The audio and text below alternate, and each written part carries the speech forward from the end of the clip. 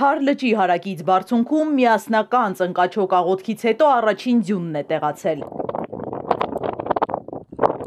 Բարձունքը Թեհրանի նահանգի Դամավանդի շրջանում է։ Հարևան Իրանն ամեն կերպ փորձում է դիմանալ բնության հարվածներին։ Ջրային աննախադեպ ճգնաժամ է։ 10 միլիոնանոց Թեհրանի բնակիչներին իշխանությունն անգամ զգուշացրել էր մայրաքաղաքը կարող է տարհանվել, եթե երաշտը շարունակվի։ Մասնագետները չեն պատկերացնում 240-ամյա մայրաքաղաքի տեղափոխումը։ Այնպես չի, որ 6 ամսում կարողանալու են մայրաքաղաքը տեղափոխել, 1 տարում կարողանալու են մայրաքաղաքը տեղափոխել։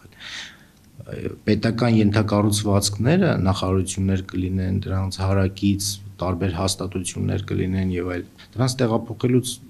զատ նաեւ տեղափոխվելու են նրանց ընտանիքները, չէ։ Նրանց համար բնակելի թաղամասեր պետք է կառուցվեն,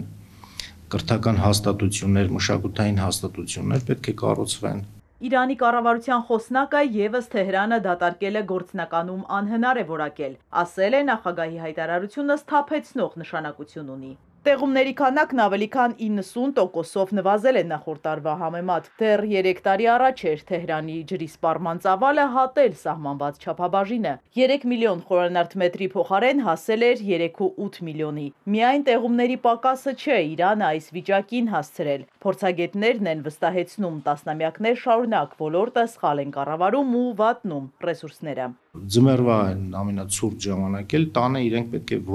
մերկ ոտքերով ման գան։ Այսինքն այդ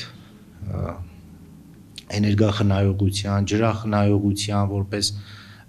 հասարակական ընկալման կարևոր բաղադրիչ դրա անհրաժեշտությունը գուցե չեն գիտակցել։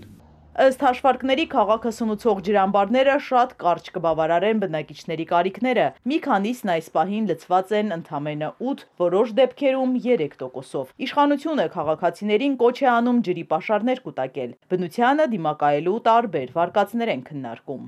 Այն սպառողները, որոնք քաղաքական սպառողի նախատեսված ջրի ծավալից ավելի շատ ջուր կարող է օգտագործել, գուցե նրանց էլեկտրամատակարարման, այսինքն հաշվիչի էլեկտրամատակարարումը անջատ է։ Ոչ լեգալ միգրանտների ջրի սպառումը եւս ուշադրության առանցքում է, նրանք Իրանում էժան աշխատուժ են համարվում։ Գուցե նաեւ այդ միգրանտների քանակը թեթևացնեն։ Իրանում ջրային ճգնաժամը նոր չէ, տասնամյակների պատմություն ունի։ 2011-ից սկսած լուծում են փնտրում ամենաբարձր մակարդակով։ Կանխել առայժմ չի ստացվում։ Իզաբելլա Հովհաննիսյան, Սիմիկ Մայիլյան, Էպիկենտրոն։